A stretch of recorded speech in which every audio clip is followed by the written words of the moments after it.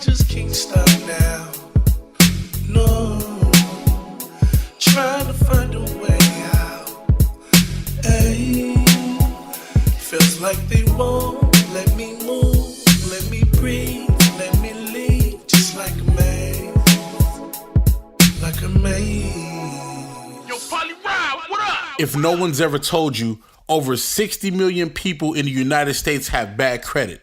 Credit is the essential key to building your wealth. Fixing your credit should be your number one priority, and Devanya Elaine can help you with that. She can help with anything from child support to student loan removals, and she's not asking for thousands of dollars to do it. So if you want to fix your credit, all you have to do is text or call 562-450-3592. You can also get more info on our Instagram at FixMyCreditDevanya. Devanya spelled Devonia. So don't waste no time. Go fix your credit with Devanya and tell her PolyRob sent you. Yo, man. Welcome to another episode of the PolyRob podcast. I am your host, PolyRob. And once again, I'm here. I've been away for a while. But I'm back. Those that follow me on social media at Yo PolyRob, what up? You can see that I've been extremely busy. But it's for the right reasons. And make sure you subscribe to my podcast on all podcast platforms, iTunes Podcasts, Apple Podcasts, SoundCloud, Spotify, Stitcher Radio. Just all your podcast platforms you can think of. I am there. I am on there. And I'm trying to make sure that I'll be a little bit more consistent every week. It's just I've been doing a lot of TV and film. I've been doing a lot of sessions, working with a lot of different artists. So I've been extremely busy. So my apologies, and I will try to do better at giving you more episodes.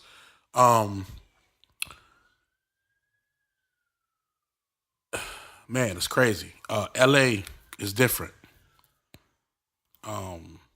Los Angeles is definitely different right now. You know what I mean? I was actually scheduled to do this podcast on Monday because I wanted to drop it Monday, but to be honest with you, I couldn't even set myself to do it. I didn't feel right. LA didn't feel right. Nobody felt right.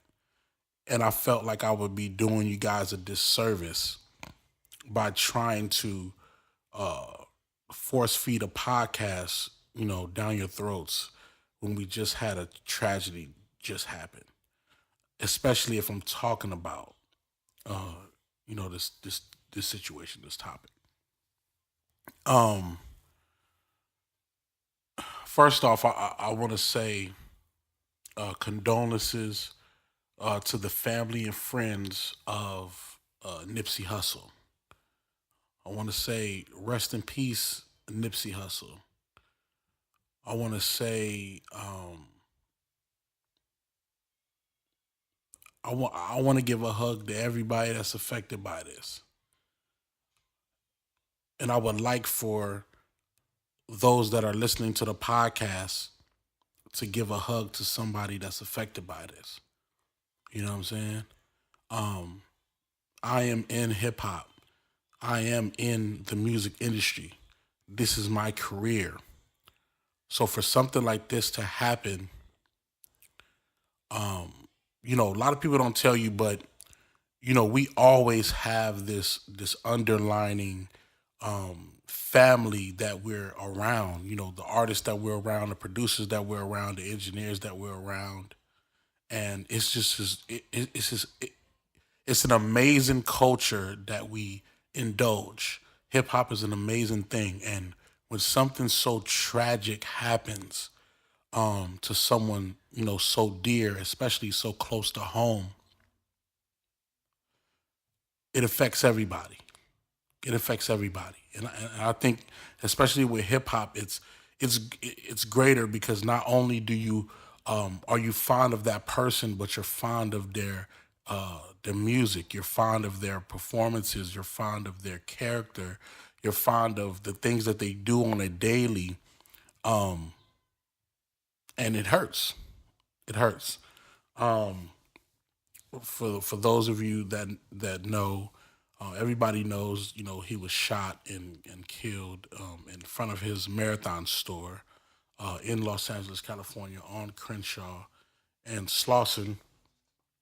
And we'll talk a little bit about some of the details. I really don't want to get too much into the details because that's not what my podcast is for, and that's not what I'm here for. I'm not here to get into so much details because I want people to remember Nipsey for the great things that he's done and the great things that I feel like he will continue to do with the things that he's set the groundwork for.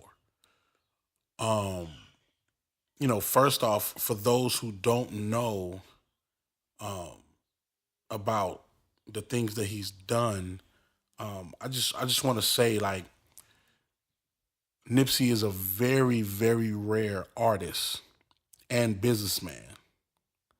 Let me say that again. He's a very very rare artist and businessman. We don't get artists like him often. Someone who's prolific in his words, meaningful in his words, working hard to try to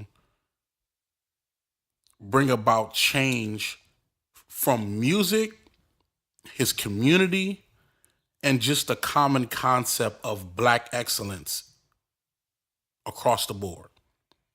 And not just black excellence. I want to say excellence from those who used to have not, because he was in tune with the brown community, black community, Asian community. He was in tune with a lot of people. So I just don't want to, don't get me wrong, I don't want to keep this as a black thing because it's not.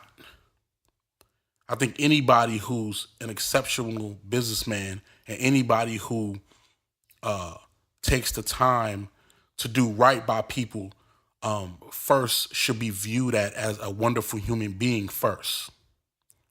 And then everything else comes after. Um, Reason why I say he's a very rare artist because, a lot of artists are born from the circumstance of their environment or the circumstance of their life as it's being played out. Um, for somebody like Nipsey, who was born and grew up into sort of the same circumstance that a lot of artists succumb to, he was able to look at things differently and position his business, even at the earliest of stages, to position his business to be able to transcend what was going on at the time. He was selling mixtapes out his trunk. He was only doing certain type of records that he felt like was dear to him. He put together a project and sold the album for $100. $100, which the average person will say, man, that's too expensive to buy any type of music. But ladies and gentlemen, he's gone. So everybody who spent $100 on his project, they already had a collector's item, but now it's just more of a legendary collector's item. Because nobody in the history of the world has ever put together a project and sold the project for $100. So everybody who bought the Crenshaw album for $100, they have a piece of history. They have a piece of positive history. He was a rare businessman because he decided to take the money that he had and invested into the community that almost ruined him as a child. You know, not by purpose, but just by default. If anyone's been to LA, you know what Crenshaw and Slauson is like. You know the feeling you get when you pull up on that intersection. Some of it is cool if you've lived there for a long time.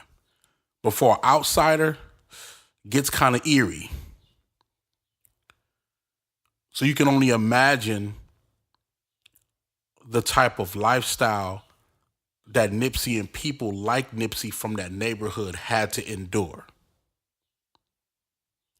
Of course, gang life. Of course, shootings. Of course, crime at its all-time high. Let's not forget, he was a part of one of the most notorious gangs. One of the most notorious gangs in the world. At the origin of where it started. But yet he was able to take his brain to another place and figure out other avenues to get income, other avenues to help people, other avenues to bring about a blossoming change to the economy that he used to be a part of, for the worst of it. He used to be a part of it in the worst times, and he made a change to try to make it better. I want y'all to understand that, because it takes a lot out of one person to make that type of a change. Y'all all heard the slogans. Crabs in a barrel.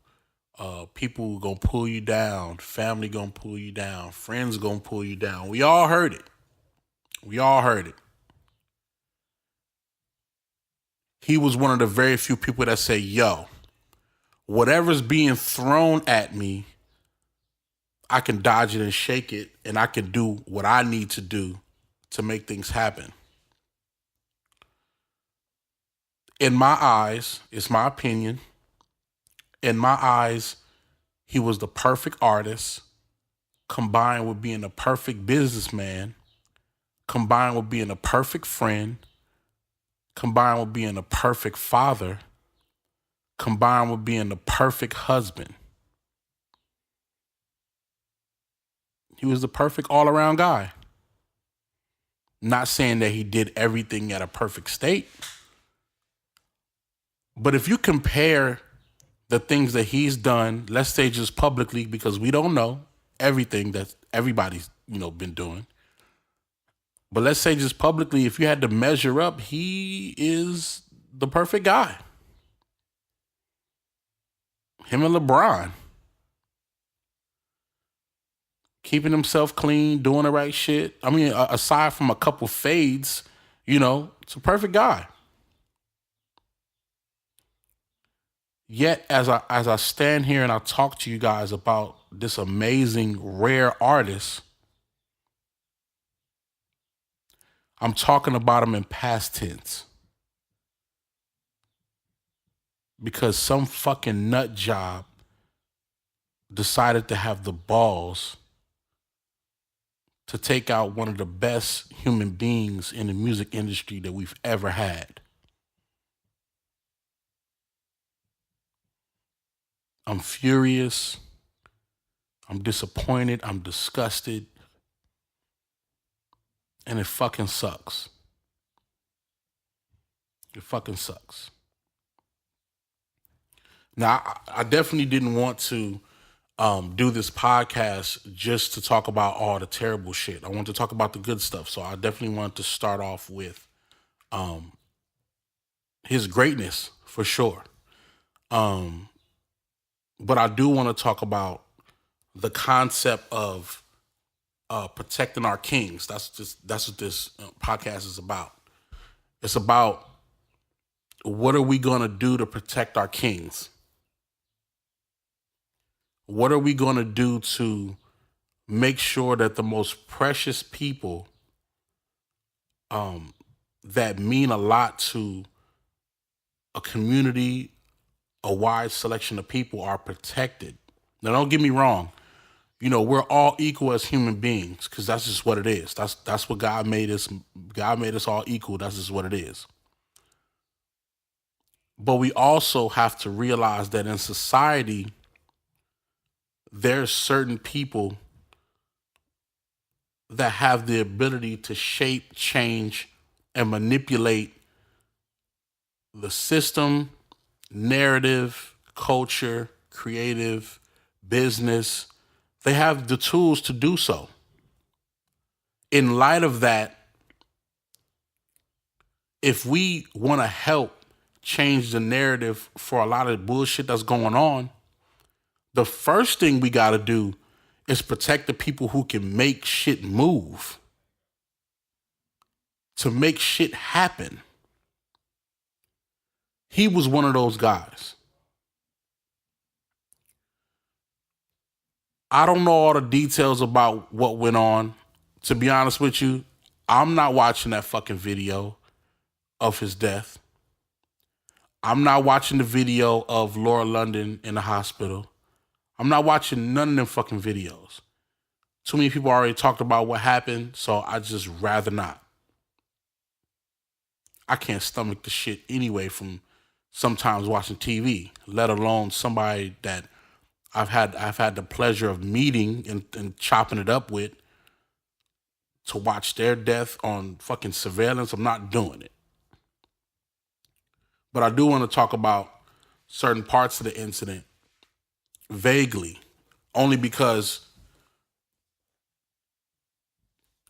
protecting our kings and queens is the bottom line. No matter how it went down, no matter what happened, it's about protecting our kings and queens. It's funny because, when I got the news and the first thing I thought about was, how the fuck did this dude get close to him? How did he get close to him? The funny thing is, and it's no disrespect to black people, but I have to say this. Black people are the only people that put their kings and queens on the front line. I'm not talking about just gangsterism or nothing like that. Like, you are a man of value. So what you're in your hood that you grew up at? You're a man of value. There's no reason why he shouldn't have had 3 or 4 bodyguards with him. I gotta say it, I'm sorry. I know that there was one that wasn't present on the scene for whatever reason. I respect it, I understand.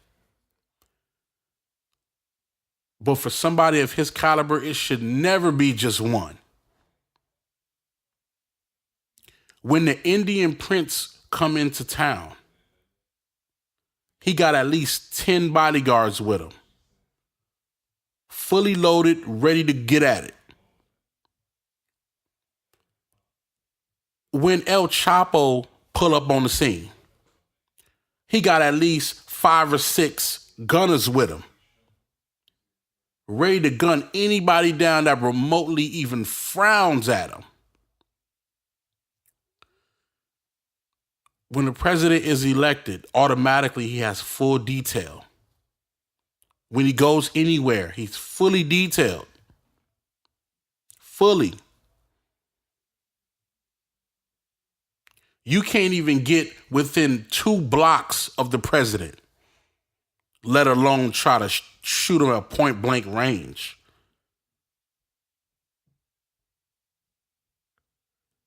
The Italian mob, you have to talk to somebody, to talk to somebody, to talk to somebody, to talk to the boss. There's a full protocol of what needs to happen before you can even attempt to get a conversation with the boss, with the Don. That's what I'm talking about. There's no way somebody of that value, and it's just, it's not just hip hop. It's not just hip hop. We need to be able to understand who's of value, because you got to think about it. No matter how y'all want to slice it, this is somebody who's responsible for a great deal of people, not just his family, but also the community as it stands, the business associates that he's worked with.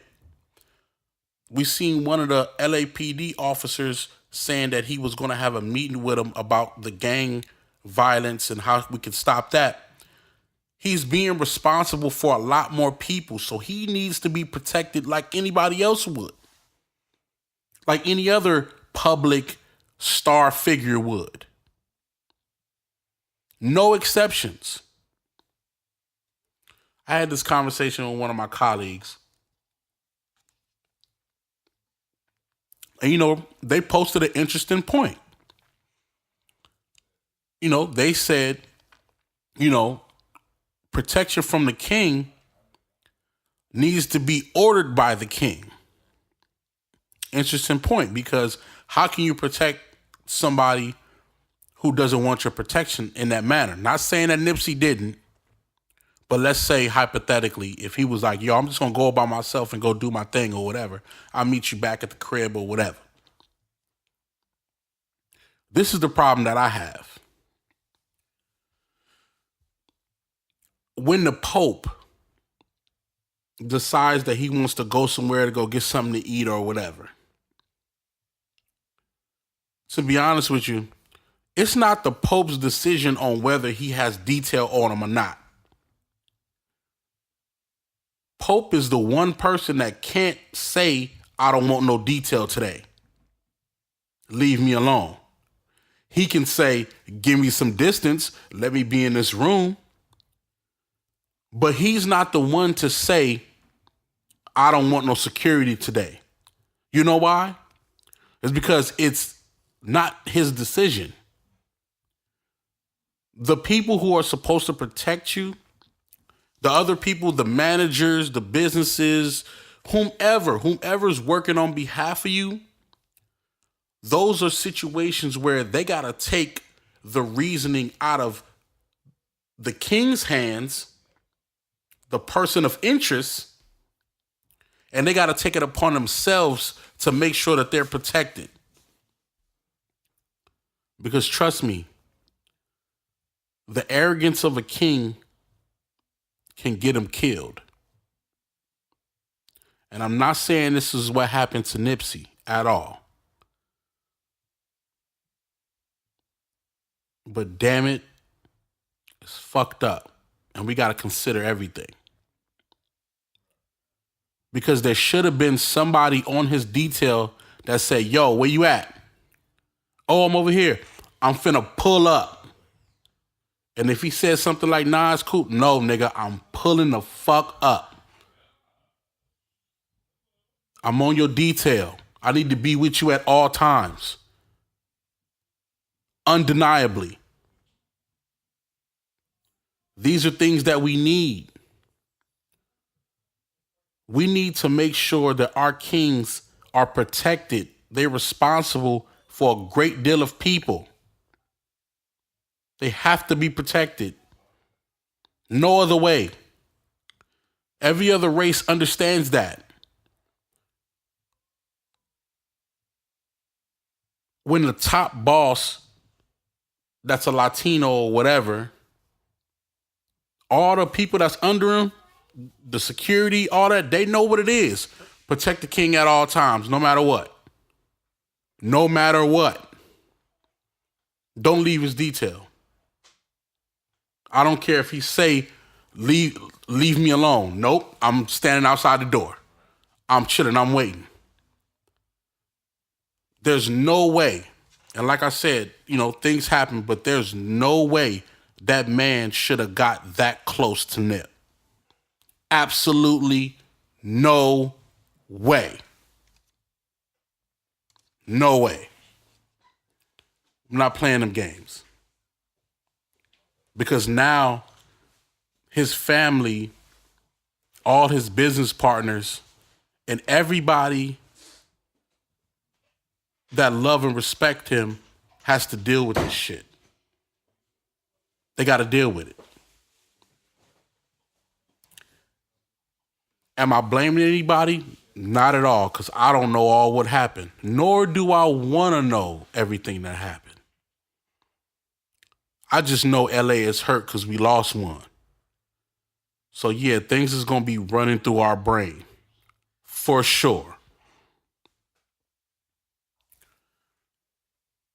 I definitely want to talk about success in numbers, because this tragedy just posed another question and another, idea, in our brains is, we get so devastated for somebody like Nip passing, not just because of who he is, but because of what we lack.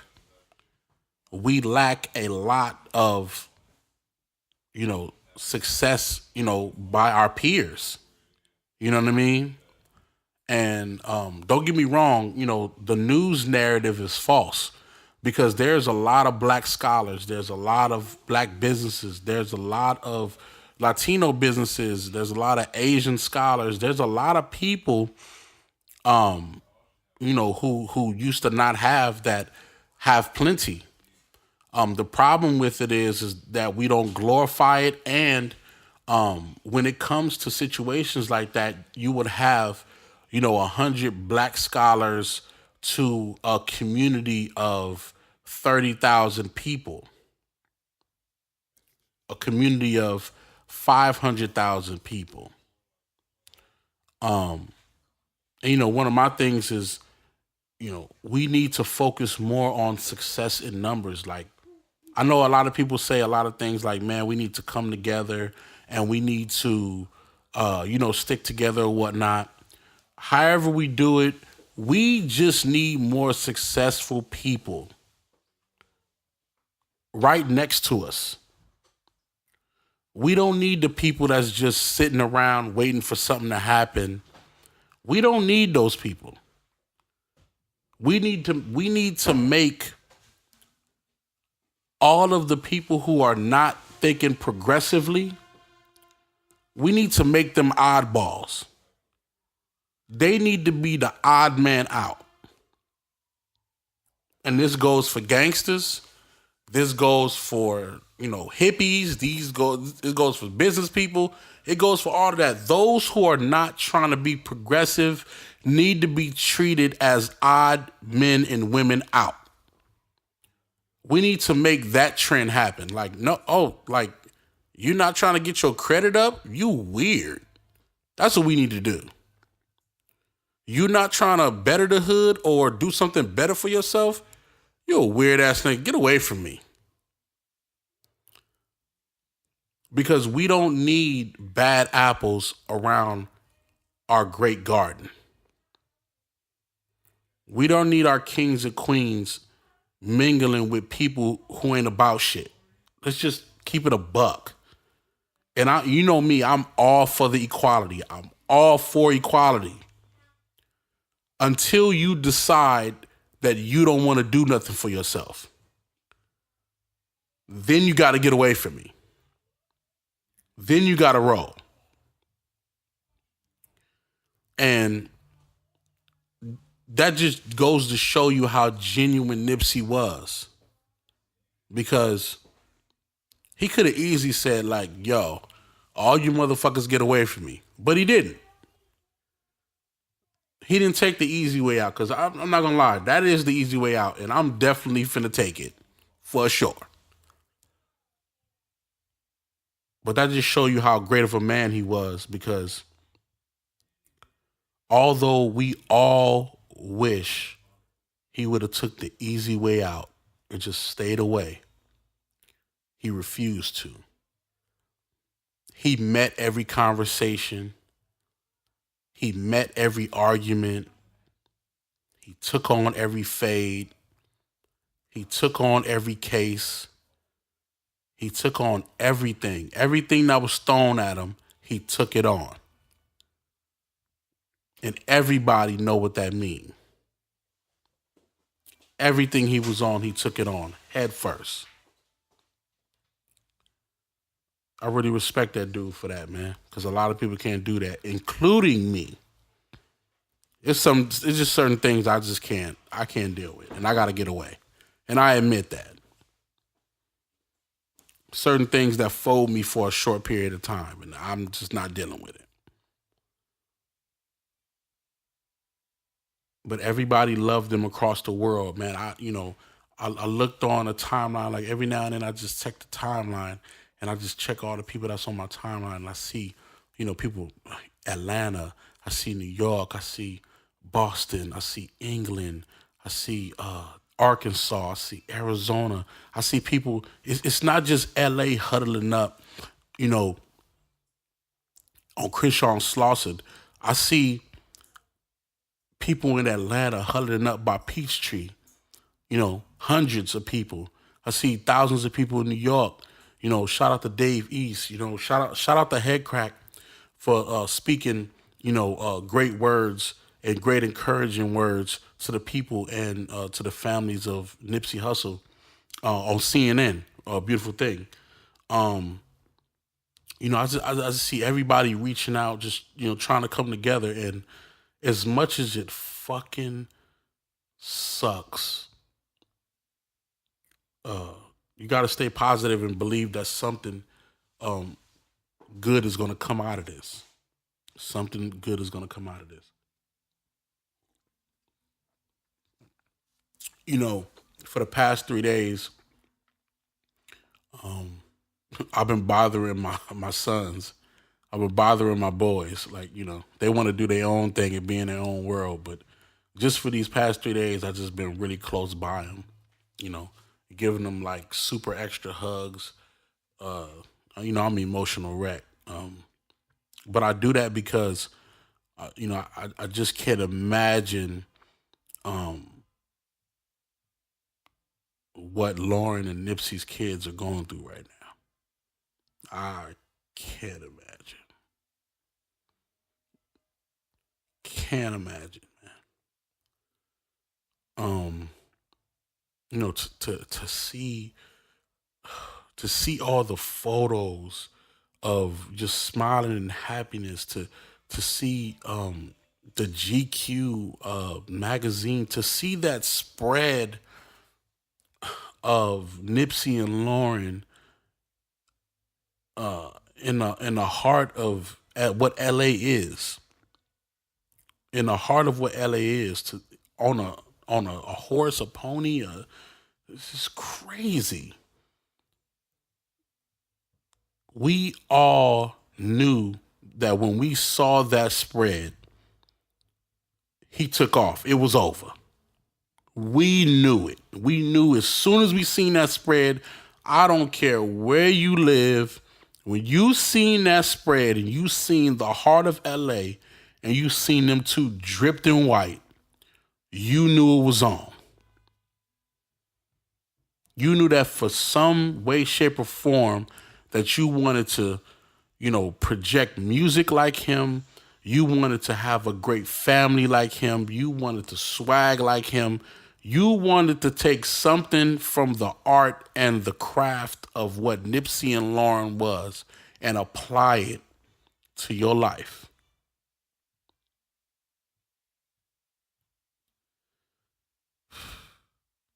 And for that to now just be a memory, it's fucking whack. It's whack. We definitely got to do a lot better. We definitely. A lot of people are affected by this. I'm definitely affected. But I still see a bright future for us. I see a bright future for hip hop. I see a bright future for their family. I see a bright future for his brother as well, because people don't realize like his brother can lead the legacy as well. Like he may not be the talented person in terms of music, but that don't mean shit. Get that business going, G. Get that business going. Pac-Man, I'm glad you're alive. I'm so glad you're alive. I don't know you, but man, keep the marathon going. You know? J Stone, don't give up, dog. Don't give up. Rhodey, don't fucking give up, dog. Don't give up. Everybody on Crenshaw Slauson, do not give up. That shit ain't over. It's not over. It's not over. LA. LA. This is a Brooklyn nigga saying stay strong. Because I went through this shit with Biggie. Stay fucking strong, y'all. And keep the shit rocking. And I'm going to see y'all next week, man. This is the PolyRob podcast. I appreciate y'all listening in. I appreciate everybody on my Instagram and Facebook watching, the progression and stuff that I've been on. Appreciate y'all watching me cry and shit. But I'm a Capricorn. That's what I do, B. Make sure y'all keep following. And let's just keep rocking, man. Let's stay strong, man. From black to brown to Asian, to white, to Belizean, to Ethiopian. Man, everybody, man. We got opportunities. Let's get busy. Y'all know what it is. Y'all know where to find me for any good business and any positivity. Y'all know where to find me. I got some new installments coming. I got some new things coming. I got Taco Rant coming. I got some new music dropping. Man, I got a bunch of new shit going. So just stay in tune, man. I appreciate y'all. I love y'all. And all due respect, man, I got a newfound respect for LA, man, because we stand strong. You know what I mean? All right, hold it down. Peace.